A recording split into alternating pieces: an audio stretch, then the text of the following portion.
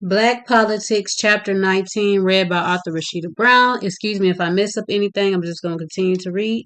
So let's get into Chapter 19.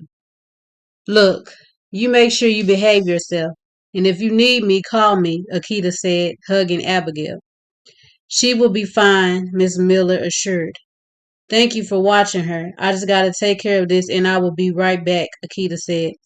I know, baby. Look, whatever happens today, do not let that stop you from closing that chapter in your life. Kevin's gone, baby, and he's not coming back. He will want you to be happy and you deserve to, Miss Miller advised. I know, I just don't know how I will feel when I'm standing across from him.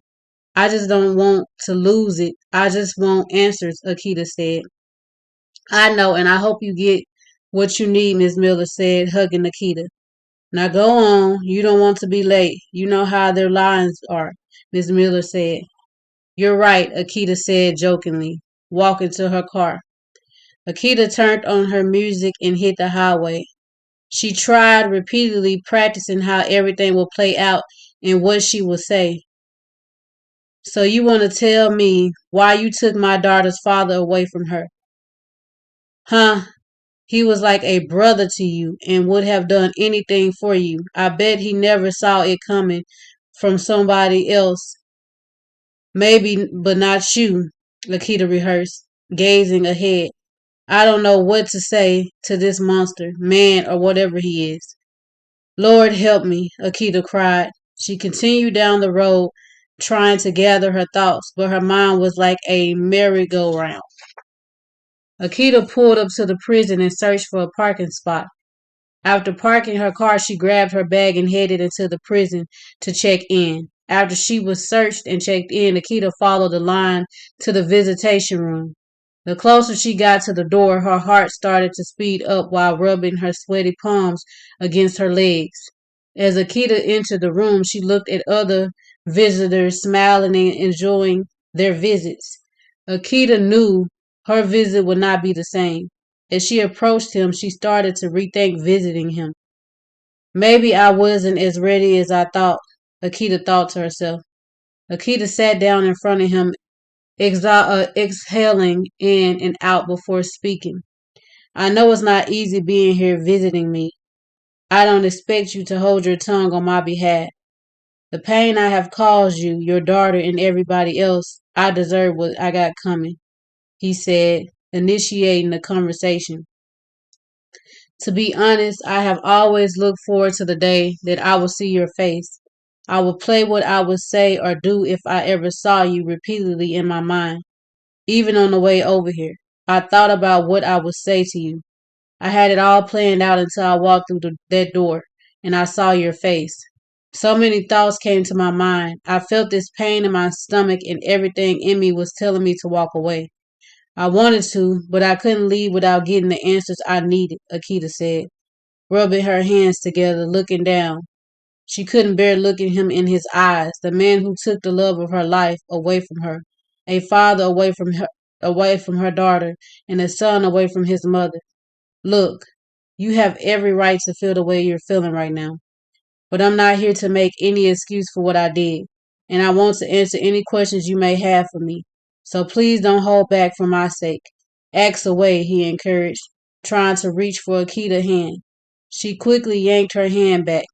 Please don't touch me, she said, wiping the tears from her eyes. There's no need to go over what happened. We both know what you did. I just want to know why. Why did you take him from us? Akita pleaded. He just sat still for a moment, shaking his head, trying to find the words to say. There's no reason or any justification for what I did, but yet you did it. So what was your reason at that moment? Akita shouted, smashing her fist down on the table. Some of the visitors and inmates looked over at Akita. The guard walked over towards them. We're fine, he said, holding both of his hands up. The guard looked at Akita. Yes, we're good. Sorry, Akita apologized, looking around at the eyes on her. The guard nodded his head and walked away. I know you won't believe anything I say, and believe me, if I could do it all over again, I would. I can't, though, and we both know that. That night I was not in my right mind. I have been drinking and using drugs, and that's no excuse. I was always jealous of Kevin. I mean, he had everything, and it seemed like it came to him easy. Girls were naturally attracted to him. He had money, style, and everybody loved him. Most people never saw me, and I was always overlooked. I was the guy that worked for Kevin or Kevin's homeboy. I didn't even have a name. Being around Kevin gave me some type of identity and some type of power. I was respected more and was able to do things I couldn't do before. So I couldn't handle it when Kevin told me he was leaving the game to go legit. I thought we were in this for life. I couldn't handle the idea of us not running the streets together anymore. Everything I worked so hard to build with him was getting ripped from me. I was a nobody in school, and with him I became somebody. I thought I found my identity. I thought I found who I was supposed to be. He was taking that from me, and I acted out of anger when he couldn't see that. So I'm sorry, and I don't expect you or anybody else to believe me or forgive me, he said, wiping the tears from his face, hanging his head low. Trust me, and I pay for it every day. It's not a day that goes by that I'm not reminded of what I did. The whole time I was on the outside, I wasn't free. I had to watch my back from cops and Kevin's people constantly. No matter where I ran to, I couldn't break free from what I did. So I decided to turn myself in and own up to what I had done. I can't change what I did, but I can change what I do from now on, he said, holding his head up, looking at Akita. There was a moment of silence before any one of them said anything. Akita didn't know how to feel. She came there with hate in her heart for this man, but somehow she started to feel sorry for him. You're right. We can't bring Kevin back, and there are only two things I can do with this. I can walk out of that door and never forgive you and grow old and bitter, or I can forgive you and start to heal from this. I refuse to let this consume me anymore. I know Kevin will want me to be happy. I have a daughter to live for, and my mission in life is bigger than this. I know we all have our crosses to bear, and we all fall short. I just need you to do me a favor, Akita said, looking him in the eyes for the first time during the whole visit. Anything, he promised anxiously. Forgive yourself and use your story to help somebody else, Akita told him, standing to her feet. I forgive you, and I would like to visit again if that's okay, Akita said. Sure thing, he said, smiling. Hey, Akita, he called after her. Akita turned around. Yes, Akita said. Thank you, he said. Akita nodded her head and walked away. She sat in the parking lot of the prison for a while, talking, taking everything in. I could use a drink, Akita said to herself, reaching for her phone, inviting the girls out. They all confirmed to meet up later. It's been hours since Akita left the prison. She stopped by to check on Abigail and to tell Miss Miller what happened. Now she's at home getting ready to go out for drinks. You got this, girl. It's time to heal, Akita told herself, putting her lip gloss on. She finished getting ready and headed out to the restaurant. When she got to the restaurant, she saw all of the ladies. She saw all of the ladies standing outside talking. She quickly waved and found a parking spot. Oh, great. I had to be the last one here, Akita said, grabbing her purse and walking towards the ladies. Okay, I see you, Mama, Rosa said, hugging her. Hi, beautiful, Amina said. You look beautiful, Adara complimented. Thank you all for your compliments, but I don't know about y'all, but I could use a drink, Akita said, walking to the door. The ladies burst out laughing. Well, all right then, lead the way, Amina said. Akita checked in and the waiter led the ladies to their table. They all placed their orders for their food and drinks. So what's been going on, ladies? It feels like forever since we had a girls' night out, Amina said. It has been a while, Adara agreed, sitting beside Amina. Well, nothing new for me. We finally got the basement finished for Marcus, and my family is settled in, so things are good right now. I'm just enjoying it while I can. But we know how life can be, Adara said. The waitress placed the ladies' drinks on the table. Your food will be out shortly, she said, smiling and walking away. The lady smiled back and thanked her. So what about you two? Amina asked. I went to visit Kevin's killer today. Oh my, are you okay? Adara asked, grabbing Akita's hand. Yes, I am actually. It did not go how I expected it to go, and I'm glad it did not. I got the closure I needed, and I'm ready to start moving forward in my life. I have given many years of my life to this, and I want to be happy again. So you, so you're ready to start dating again? Amina asked jokingly. Oh, I haven't gotten to that part yet, Akita said, smiling at Amina. Hey, I understand. Take your time, honey. So what about you, Rosa? I'm doing all right. It feels good to be out with you ladies. I needed this. I know I don't talk much about what's going on, but I'm sure you ladies know.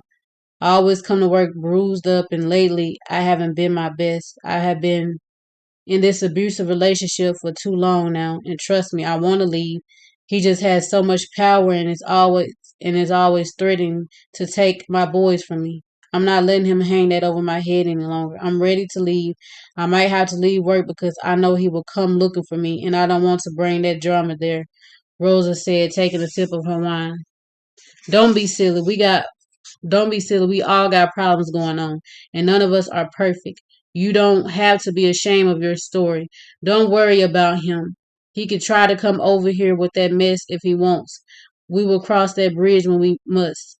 The main thing right now is making sure you and your boys are safe. We're not going to let him take your kids, Adara assured Rosa. You're more than welcome to come stay with me and Abigail. I know my place is small, but I would love to have you. Plus, he doesn't know where I live, so you will be safe there, Akita said. Thank you, Rosa said, leaning on Akita's shoulder. I do appreciate your help, guys, Rosa said. That's what we're here for. We must stick together. Our purpose and mission are more prominent than us all. The ladies finished eating their food and chatting with each other before leaving. Then they all hugged each other and went their separate ways. It's been a few days since the ladies went off for drinks. Adara woke up to a text from Abaddon saying he needed to speak to her, asking her to meet him for lunch. Adara agreed to go, lying in bed, scrolling through her phone.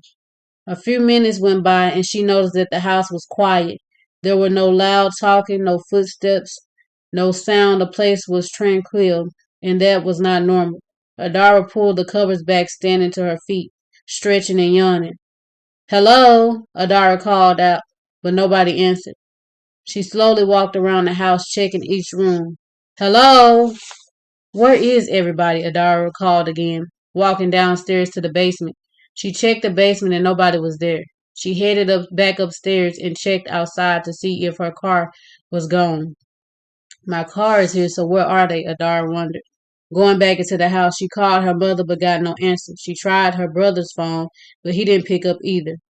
That's weird, Adara said, walking towards the kitchen when she noticed a note on the refrigerator. Gone shopping, be back later. Love, Mom, the letter said. Well, that explains it. I wonder how they got there, Adara asked, looking around, shrugging her shoulders. She put on her music and started cleaning her house, walking through the house, dancing and cleaning. After cleaning up, she took care of her hygiene needs and got ready to go. Abaddon did not explain to her why he needed to meet her. He just asked her to meet him for lunch because he had something important he wanted to talk to her about. Adara finished getting dressed and headed over to the office building, where he asked her to meet him. As Adara pulled into the parking lot, Abaddon was standing outside waiting on her. She parked the car, got out, and greeted Abaddon. What's going on? Adara asked, hugging Abaddon. Let's go inside and talk, Abaddon said, holding the door open. Adara entered the building, walking towards the classroom. Where are we going? Adara asked, stopping to wait on Abaddon to lead the way. You trust me, right? Abaddon said. You know I trust you, Adara replied, smiling. Well, close your eyes, Abaddon instructed with a scarf in his hand. Adara closed her eyes while Abaddon put the scarf over them. What is going on? Adara asked. I thought you said you trust me, Abaddon said. I do. Well, then follow me, Abaddon said, taking Adara's hand. As they entered the classroom, he signaled everyone to be quiet. Everyone pitched in, helping Abaddon set up this special day for Adara. They all loved and respected her and wanted to be a part of this.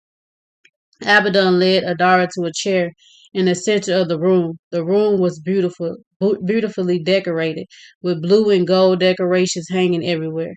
Abaddon signaled for Mike to turn the music on, and everyone quietly gathered around Abaddon. Amina stood behind Adara while Abaddon kneeled. He nodded his head at Amina, signaling her to take off the scarf. When Adara opened her eyes, Abaddon was kneeling in front of her, with his family, her family, and friends surrounding him. Amina hugged Adara and stood behind Abaddon. Adara immediately burst into tears, looking around at everyone and how beautiful everything was set up. Abaddon wiped the tears from her face and began to speak. Adara, you know how much you mean to me. We have been together for a while, and I made my mind up then that I wanted nobody else but you. However, I don't see why I should wait any longer. I know who I want to be with, and I pray you feel the same. Will you do me the honors of being my wife? Abaddon proposed, grabbing Adara's hand. Of course I will, Adara replied, taking Abaddon's hand, pulling him up. Adara kissed Abaddon and turned around to the crowd of people whose eyes were filled with admiration and joy. I'm getting married, y'all, Adara yelled out, running over to Amina. She hugged the ladies and then walked over to her mom. I'm so happy for you, Mary said, hugging Adara. Thanks, Mom. And I'm glad you get to be a part of this, Adara said, holding her mother's hand. Me too, baby girl, Mary said, squeezing Adara's hand. I'm getting married, you all. Turn the music up. Let's celebrate, Adara cried joyfully, holding her wine glass in the air. They finished the night celebrating and enjoying each other's company. Adara and the team knew their schedules would be hectic as they prepared to go to trial for the next week. The end of chapter 19.